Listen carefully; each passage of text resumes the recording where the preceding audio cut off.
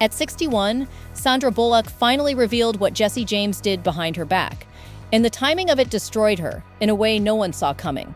Sandra Bullock was not born into Hollywood royalty. She grew up between Virginia and Germany, the daughter of a voice teacher and a German opera singer. She spent her childhood backstage, watching her mother command a room with nothing but her voice. And if you understand that, you understand everything about who Sandra became. She moved to New York after college, waited tables, auditioned for parts she did not get, and heard no over and over again for years. She was almost 30 with nothing to show for it, but then came Speed in 1994. Overnight, America fell in love with her. Not because she was glamorous in the traditional Hollywood sense, but because she felt real. She was the woman you would want to sit next to at dinner. Miss Congeniality grossed $212 million worldwide. The Proposal, hit after hit. By the early 2000s, Sandra Bullock was commanding $10 to $17 million per film. But for all that success, her personal life was quiet. She dated a few men through the 90s. None of it stuck. She was in her late 30s, unmarried in an industry that punishes women for aging, and she had started to quietly accept that the family she wanted might never happen. Then she met Jesse James. It was 2003. She was visiting the set of Monster Garage, his reality show on the Discovery Channel. She was there because her godson was obsessed with the show and begged her to take him. She was not looking for love, she was doing something kind for a child. She was the Oscar winner. He was the biker with grease under his fingernails. She chose him anyway. They married on July 16, 2005 at her home on Tybee Island, Georgia. A small ceremony, private, just how she wanted it. Jesse had 3 children from previous relationships, and Sandra embraced all of them. She showed up at school events. She cooked dinners. She was not playing a role. She was living one. For 5 years, they looked like the couple that made no sense on paper, but made perfect sense in person. The Oscar winner and the motorcycle builder. Magazines ran features on how happy they were. Sandra told interviewers she had finally found the one thing money and fame could never buy her. And then came the moment she had been waiting for her entire adult life. In early 2010, Sandra and Jesse finalized the adoption of a baby boy from New Orleans named Louis Bardo Bullock. She held that baby in her arms and believed her life was complete. A career, a husband, a family, everything she had spent 20 years building was finally in place. On March 7, 2010, Sandra stood on the Oscar stage for The Blind Side. She looked out at 50 million people and said, "I want to thank what's-his-name, you know who you are. Thank you for showing me that everything is possible when there's a great love behind it." She was talking about Jesse James, the man she thought she would grow old with. But here is the thing. Jesse James had already been married twice before Sandra. His second marriage, to adult film actress Janine Lindemulder, ended in a bitter custody battle over their daughter. That should have been a warning. Remember that, because it matters later. In looking back, the signs were there. Sandra was shooting The Blind Side for most of 2008 and into 2009. She was away from home for long stretches, playing a woman who opened her heart to a stranger. Jesse was home, or at least he was supposed to be. During those months, Sandra's friends later told People magazine they noticed something. Jesse became distant. He stopped showing up to events. He started spending more time at the shop and less time at home. Sandra chalked it up to the stress of her schedule. She told herself it would get better once the movie was done, once she was home again, once they could be a family. But somewhere, something shifted, and the woman who had spent her entire career reading scripts missed the one being written inside her own house. 11 days. That is all it took between the greatest night of Sandra Bullock's professional life and the worst revelation of her personal one. On March 18, 2010, In Touch Weekly published their cover story. Michelle McGee, a tattoo model and former stripper from San Diego, told the magazine she had been having an affair with Jesse James for 11 months. She provided text messages, she provided photos, she provided details no one could deny. 11 months. Go back and count that. Sandra was filming The Blind Side, away from home, playing a woman who gave everything to help someone in need.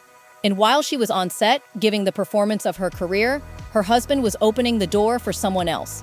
According to In Touch Weekly, McGee said Jesse told her his marriage was over. That is what they always say, is it not? My marriage is over. Except it was not over. Sandra was out there winning awards for it. She was standing on that Oscar stage 11 days earlier, calling him the love of her life in front of the entire world. Think about what that means for a second. She thanked him on live television, in front of 50 million people, while he already knew what was coming. One, I knew it was horrible. It made me feel horrible. And two, I knew I would get caught eventually, and I think I wanted to get caught. It was me trying to self-sabotage my life. He sat in that audience, watched his wife credit him for her happiness, and said nothing. He let her have that moment, knowing it was built on a lie. And it did not stop there. After Michelle McGee's story went public, more women came forward. Melissa Smith, a former stripper, told Us Weekly she had a relationship with Jesse in 2008. Another woman gave an interview to TMZ. According to reports across People, Us Weekly, and TMZ, at least 5 other women alleged they had been involved with Jesse James during his marriage to Sandra. 5. Not one weak moment on one bad night. A deliberate, repeated pattern carried out over years while his wife raised his stepchildren, drove them to school, built their home, and tried to start a family of her own. If you have ever been the last person to find out something everyone around you already knew, you know exactly how sick that feels. The room goes quiet when you walk in, people look at you differently, and you start replaying every moment, every conversation, every night he came home late, wondering how you missed it. Sandra was not just the last to know. She found out with the rest of the world on a magazine cover at the grocery store checkout 11 days after the best night of her life. Jesse James released a public statement through People magazine. The vast majority of the allegations reported are untrue and unfounded. Beyond that, I will not dignify these allegations with a response. Do you see what he was doing? The vast majority, not all, not every single one. The vast majority. That is not a denial. That is a man choosing his words very carefully because he knows exactly which ones are true. Then days later, he checked himself into a rehabilitation facility, a rehab facility, as if infidelity were a disease you could treat with a 30-day program, as if the problem were something clinical rather than something he chose to do over and over again for years. And here is what most people miss. While Jesse was checking into rehab and releasing carefully worded statements, Sandra was 61 days into being a mother. She was holding a baby who had just learned how to grip her finger. She was changing diapers at 2 a.m. She was learning how to be a parent for the first time in her life, alone, while every tabloid in America put her husband's mistress on the cover. You cannot buy diapers without seeing your husband's other woman 3 feet away on the magazine rack. You cannot turn on the television. You cannot answer the phone without wondering if it is another reporter.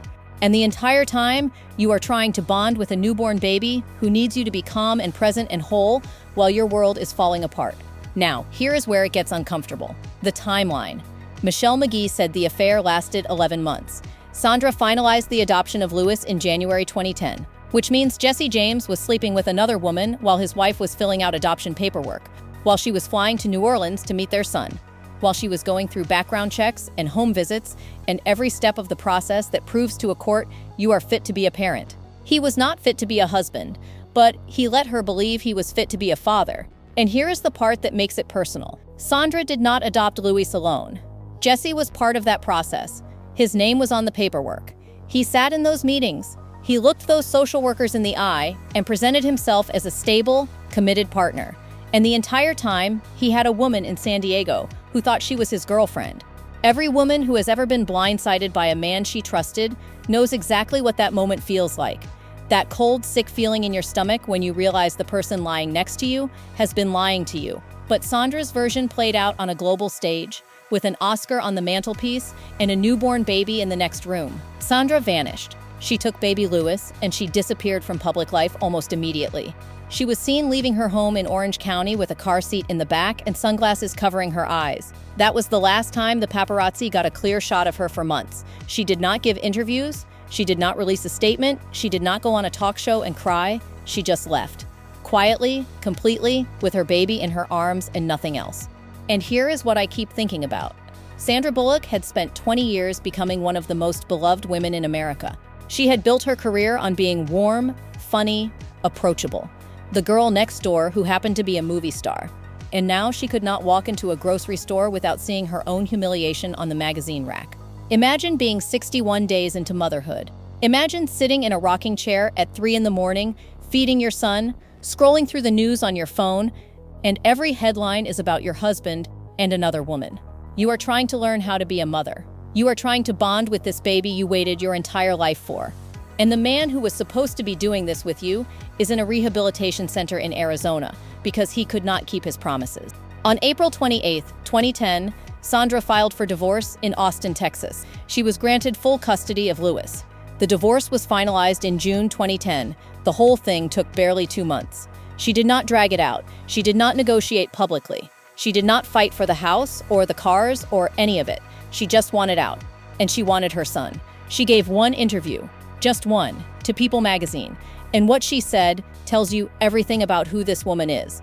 As she said those words you heard at the beginning of this video, it knocks you sideways. That is not a woman playing victim. That is a woman who looked at the wreckage and refused to let it define her. Sandra Bullock walked away from that marriage with something far more valuable than any settlement.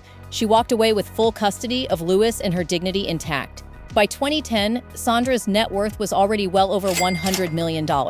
She did not need Jesse James financially. She never had. She was the one earning $10 to $17 million per film. She was the one whose name opened movies. Jesse had West Coast Choppers, a successful business, but it was Sandra's money that built the life they shared. And the contrast between what happened next for each of them tells you everything. Jesse James moved on fast. By January 2011, less than a year after the divorce, he announced his engagement to tattoo artist Kat Von D. That engagement fell apart within a year. Then he married drag racing champion Alexis DeJoria in March 2013. That marriage also ended. Then he married Bonnie Rotten in 2022. That marriage lasted a matter of months before a public breakup played out on social media. 4 marriages, 4 different women stood at an altar with this man and said, "I do." And 4 times, it fell apart. The man who had Sandra Bullock, who had a woman willing to raise his children and build a home and stand on the biggest stage in the world and thank him for her happiness, could not make it work with anyone. Not the tattoo artist, not the racing champion, not the social media personality, nobody. And here's the thing about patterns. Once is a mistake, twice is a choice, 4 times is who you are. Jesse James did not lose Sandra because of one affair. He lost Sandra because he was never going to be the man she believed he was. Sandra did not rush into anything. She did not date publicly. She did not give a single revenge interview. She focused entirely on Lewis. She was photographed picking him up from school, taking him to the park, feeding him in restaurants with no makeup and a baseball cap. She looked like any other mother in Austin, Texas, because that is exactly what she chose to be. Quietly, in 2015, she adopted a second child, a daughter named Layla, from the Louisiana foster care system. Sandra brought her home and became a mother of 2 by choice on her own terms, without needing a man beside her to do it. Also in 2015, Sandra began a relationship with Bryan Randall, a photographer from Portland, Oregon. He was not famous. He was not loud. He did not have a reality show or a garage full of custom motorcycles. He was a quiet, gentle man who loved Sandra and loved her children. They were together for 8 years. 8 years of privacy, of raising Lewis and Layla together, of cooking dinner as a family, no tabloid drama, no magazine covers, just a life. She was not Jesse James's ex-wife anymore. She was Sandra Bullock, mother of 2. On August 5th, 2023, Bryan Randall passed away at the age of 57 after a private 3-year battle with ALS. Sandra lost the man who showed her what real love looked like, and she faced that grief the same way she faced everything else. Quietly, with her children beside her, on her own terms. Sandra Bullock is now 61. She is raising Lewis, now 16, and Layla, now 13, in a home she bought herself.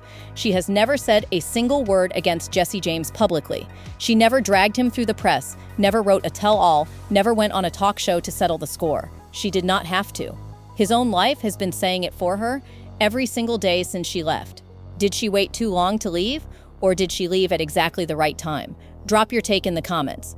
If this story hit you, make sure you are subscribed because we have another story coming that you will not want to miss. Her life is the last word. It always was.